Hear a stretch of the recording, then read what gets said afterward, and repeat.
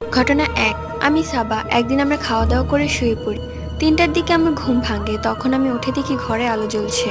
তখন আমি আবার শুয়ে পড়ার সাথে সাথে লাইট অফ হয়ে যায়। আমি মনে করি বাবা হয়তো অটোমেটিক লাইট লাগিয়েছে। সকালে উঠে বললাম, বাবা তুমি আমার রুমে অটোমেটিক লাইট লাগিয়েছো?